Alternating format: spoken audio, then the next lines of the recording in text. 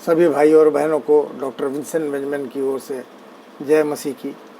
मेरे प्रियो, आज हम पवित्र धर्मशास्त्र से देखेंगे कि प्रार्थना के संबंध में वचन हमको क्या बताता है।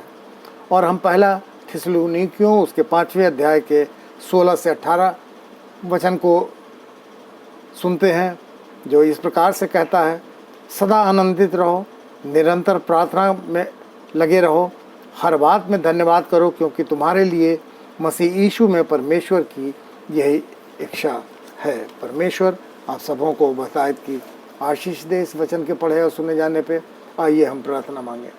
प्रभु जी, धन्यवाद देते हैं आज के सुंदर दिन के लिए जो आपने हमको दिखाया, और विशेष रूप से प्रभु जब हम ये देखते हैं कि आप हमको बताते हैं कि हमको प्रार्थना किस प्रकार से करनी चाहिए। हमारे साथ होइए, हमारी सहायता करिए कि हम रोज़ आपसे प्रार्थना में जुड़ सकें, आपसे प्रार्थना कर सकें।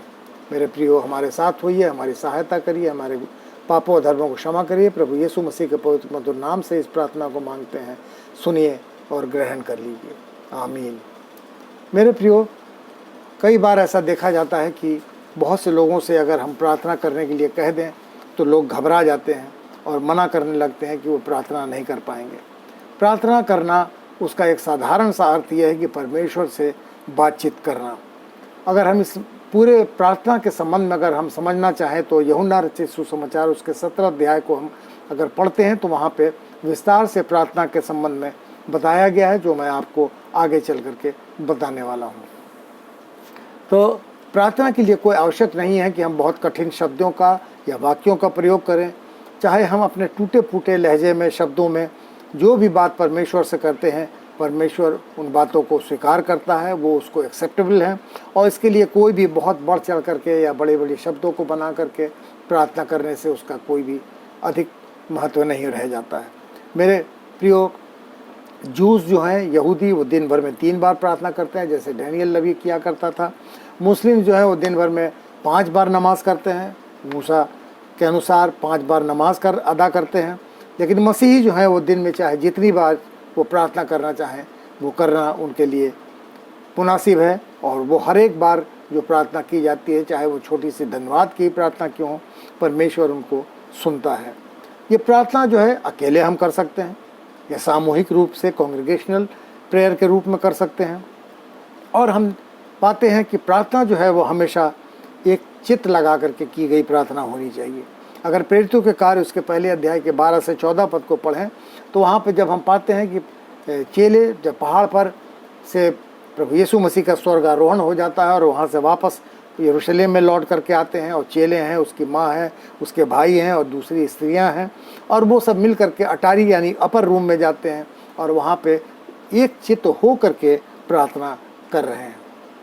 प्रार्थना जो है वो आत्मा और सच्चाई से करनी चाहिए, और प्रार्थना प्रतिदिन और बार बार करनी चाहिए। और इसका हम ब्यौरा अगर देखते हैं तो हम पाते हैं लूका रचित सुसमाचार उसके 18 अध्याय को पढ़ें तो 18 अध्याय में 1 से 14 पद में अगर हम पढ़ते हैं तो वहाँ पे 2 प्रकार के इलस्ट्रेशंस दिए गए हैं। एक उस विधवा स्त्री का वर्णन है जो बार बार न्याय चुकाने के लिए उस न्यायाधीश के पास गुहार लगाने जाती थी, और वो न्यायाधीश परेशान होकर के कि ये विधवा जो है इसने मेरे नाक में दम कर रखा है, उसका न्याय चुका देता है। और इसी प्रकार से एक अगला वर्णन है, वो है फरीसी और चुंगी लेने वाले का। फरीसी जो है बड़े घमंड के साथ प्रार्थना कर रहा है कि मैं बहुत बड़ा धर्मी आदमी हूँ, मैं दशमांश देता हूँ, मैं ये करता हूँ, मैं वो करता हूँ और हमेशा प्रार्थना करता हूँ वगैरह वगैरह। लेकिन जो चुंगी लेने वाला है वो बहुत नम्रता से दीन होकर के अपने सर को झुका करके वो अपनी आँख भी ऊपर नहीं उठाता आसमान की ओर और कहता है, प्रभु मैं एक पापी हूँ और मुझ पापी पर दया करिए। तो मेरे प्रियो, जो प्रार्थना नम्र और दीन होकर के की जाती है उसको परमेश्वर सुनता है, ग्रहण करता है और उसका जवाब हमको देता है।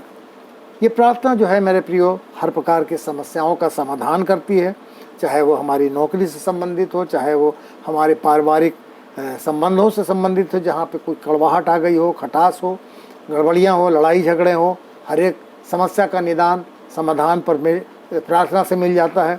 हमारी पढ़ाई लिखाई से संबंधित, जॉब से संबंधित जो समस्याएं हैं वो परमेश्वर हम से की गई प्रार्थना में उनका जवाब मिलता है। हमारी धन संपत्ति यानी प्रॉपर्टी और वेल्थ से संबंधित जो भी प्रार्थनाएं की जाती हैं परमेश्वर उनको भी सुलझाता है। बहुत बार हम अपनी बुरी आदतों से छुटकारा पाने के लिए परमेश्वर से प्रार्थना करते हैं और उन आदतों से, बुरी आदतों से हमें छुटकारा भी मिल जाता है। और बहुत प्रकार की चिंताओं को, जो व्यर्थ की चिंताएं जो हमको परेशान करती हैं, हम करते हैं परमेश्वर से प्रार्थना, तो परमेश्वर हमको उन चिंताओं से भी मुक्ति देता है। और अगर हम अनंत जीवन की प्राप्ति के लिए परमेश्वर से प्रार्थना करते हैं तो परमेश्वर हमको अनंत जीवन की प्राप्ति भी करने का सौभाग्य देता है। अब जैसा कि मैंने अभी आपको पढ़ करके बताया कि यूहन्ना रचित सुसमाचार, अगर उसके 17 अध्याय को पढ़ें तो वहाँ पे हम पाएंगे कि 1 से 5 पद में कि प्रभु यीशु मसीह अपने लिए प्रार्थना कर रहे हैं। और उसके बाद 6 से 19 पद तक हम पाते हैं कि वहाँ प्रभु यीशु मसीह एक याजक के रूप में अपने चेलों के लिए प्रार्थना करते हैं। और उसके बाद हम पाएंगे 20 से 26 पद में कि वहाँ पे प्रभु यीशु मसीह सभी विश्वासियों के लिए प्रार्थना करते हैं। यानी हमको अपने लिए प्रार्थना करनी है, उसके साथ साथ वो अपने साथ जो हमारे संबंधित लोग हैं, जो नज़दीकी लोग हैं, उनके लिए प्रार्थना करनी है, और उसके साथ साथ सारे विश्वासियों के लिए भी हमको प्रार्थना करनी है। यूहन्ना रचित सुसमाचार उसके 17 अध्याय के 3 पद में वचन कहता है, और अनंत जीवन ये है कि वे तुझ एकमात्र सच्चे परमेश्वर को और यीशु मसीह को जिसे तूने भेजा है जाने। तो जो प्रभु यीशु मसीह को जान जाता है वो अनंत जीवन का भागीदार हो जाता है। परमेश्वर उसको अनंत जीवन का भागीदार बना देता है। तो प्रभु यीशु मसीह को जानना एक बहुत बड़ी बात है मेरे प्रियो। तो हम अपने आप में अपना एक आत्म मंथन करें, चिंतन करें कि क्या हमने प्रभु यीशु मसीह को अपना पर्सनल सेवियर ग्रहण किया है, क्या व्यक्तिगत रूप से हम उसको जानते हैं। एक बार एक चर्च में पास्टर ने नोटिस किया कि एक व्यक्ति जिसकी दाढ़ी बढ़ी हुई है, कपड़े उसके गंदे हैं, और वो रोज़ चर्च में आता है दोपहर के समय में, कुछ सेकंड्स के लिए वो ऑल्टर पे जा कर के घुटने के बल हो करके कुछ बोलता है और उसके बाद वापस चला जाता है। तो पास्टर को कुछ गलत लगा कि ये व्यक्ति पता नहीं कौन है, क्यों चर्च में आता है। तो एक दिन उन्होंने रोक करके उस व्यक्ति से इसका कारण पूछा कि वो चर्च में क्यों आता है। तो उस व्यक्ति ने बताया कि वो एक फैक्ट्री वर्कर है और उसका नाम बेन है, और उसका लंच टाइम आधे घंटे का होता है, और ये लंच टाइम जो है उसके प्रेयर का टाइम है, क्योंकि प्रेयर से उसको बहुत ज़्यादा शक्ति और ऊर्जा यानी स्ट्रेंथ और पावर मिलता है। उसकी फैक्ट्री काफ़ी दूर है, इसलिए वो जल्दी जल्दी भाग करके आता है चर्च में, थोड़ी देर के लिए प्रार्थना करता है और उसके बाद फिर वापस अपने काम पे चला जाता है। उसने ये भी बताया कि मैं सिर्फ घुटने पे हो करके परमेश्वर से, प्रभु यीशु मसीह से सिर्फ ये बोलता हूँ कि प्रभु आपको सिर्फ मैं ये बताने आया हूँ कि जब से हम दोनों की दोस्ती हुई है मैं कितना आनंदित हूँ, क्योंकि आपने मेरे गुनाहों से मुझे छुटकारा दिया है। मुझे ज़्यादा प्रार्थना करनी तो आती नहीं है, लेकिन मैं रोज़ आपके बारे में सोचता हूँ। प्रभु यीशु, मैं यानी बेन आज आपसे मिलने आया हूँ। और पास्टर ने कहा कि बहुत अच्छी बात है और आप हमेशा प्रार्थना करने के लिए आ सकते हैं। और बेन तो उस समय चला गया और पास्टर को उसकी प्रार्थना बहुत पसंद आई, और वो भी घुटने के बल हो करके वही प्रार्थना जो बेन ने की थी स्वयं भी दोहराने लगे, और प्रभु यीशु मसीह को उन्होंने अपने आप को सौंप दिया, प्रभु यीशु मसीह को अपने दिल में ग्रहण किया, और उनके आंखों से आंसू बहने लगे। मेरे प्रियो, फिर पास्टर ने एक दिन नोटिस किया कि वो व्यक्ति कुछ चर्च में नहीं आ रहा कुछ दिनों से, तो वो उसकी फैक्ट्री में चले गए पता करने के लिए कि बेन कहाँ है, क्या बात है, वो आ नहीं रहा चर्च में। तो दूसरे वर्कर्स ने बताया कि वो व्यक्ति जो है, बेन जो है, वो बीमार हो गया है, वो हॉस्पिटलाइज्ड है और हॉस्पिटल में भर्ती है। तो पास्टर वहाँ हॉस्पिटल में उसको देखने के लिए वहाँ पे चले गए। जब उन्होंने नर्स से पूछा तो नर्स ने जवाब दिया कि जब से बेन यहाँ पे आया है उसके वार्ड में जितने भी मरीज़ हैं वो सब बहुत खुश रहने लगे हैं, उन सब के चेहरे पे खुशी और मुस्कुराहट बनी रहती है। और पता नहीं ये बेन जो है इतना खुश कैसे रहता है, क्योंकि ना तो आज तक कोई इसको मिलने आया, ना किसी ने बुके भेजा, ना किसी ने गेट वेल सून का कार्ड भेजा, ना कोई इसको कोई कॉल करता है, लेकिन फिर भी ये व्यक्ति बहुत खुश रहता है। और आज तक उससे कोई विजिटर भी मिलने नहीं आया है, इसको देखने के लिए कोई नहीं आया है। तो पास्टर को थोड़ी चिंता हुई और वो नर्स को उसके बेड के पास बुला करके पूछने लगे कि क्या कोई बेन को आज तक देखने नहीं आया। तो बेन ने ये बात सुन ली और बड़े आश्चर्य में होकर के वो बोला पास्टर से कि पास्टर, नर्स जी को ये पता नहीं है कि उनका दोस्त प्रभु यीशु मसीह यहीं रहता है। वो हर दोपहर को उसके पास मिलने के लिए आता है, उसके हाथ अपने हाथ में ले करके उससे कहता है कि मैं तुम्हें सिर्फ ये बताने आया हूँ बेन कि जब से हमारी दोस्ती हुई है मैं कितना खुश हूँ और मैंने तुम्हारे पापों से भी तुम्हें छुटकारा दिया है। मैं हमेशा तुम्हारे लिए सोचता हूँ, तुम्हारी प्रार्थना को सुनना मुझे बहुत पसंद है। बेन, मैं जीसस आज तुमसे मिलने आया हूँ। मेरे प्रियो, जिसने यीशु को प्राप्त कर लिया उसने वचन को मान लिया और वो अनंत जीवन का भागीदार हो गया। मेरे प्रियो, प्रभु यीशु मसीह ने हमको अपने साथ साथ दूसरों के लिए भी प्रार्थना करना सिखाया। जैसा कि पहला तीमुथियुस उसके 2 अध्याय के पहले पद में वचन कहता है, विनती और प्रार्थना और निवेदन और धन्यवाद सब मनुष्यों के लिए किया जाए। तो जब हम दूसरे लोगों के लिए प्रार्थना करते हैं तो दूसरे लोग भी हमारे लिए प्रार्थना करते हैं, जिससे कि हम कई प्रकार की परेशानियों से बच जाते हैं। याकूब की पुस्तक उसके 5वें अध्याय के 16 पद में वचन कहता है, और एक दूसरे के लिए प्रार्थना करो जिससे चंगे हो जाओ। धर्मी जन की प्रार्थना के प्रभाव से बहुत कुछ हो सकता है। तो एक दूसरे के लिए प्रार्थना करना बहुत ज़्यादा आवश्यक है। प्रभु यीशु मसीह ने भी हमको लॉर्ड्स प्रेयर यानी प्रभु की प्रार्थना करना सिखाया।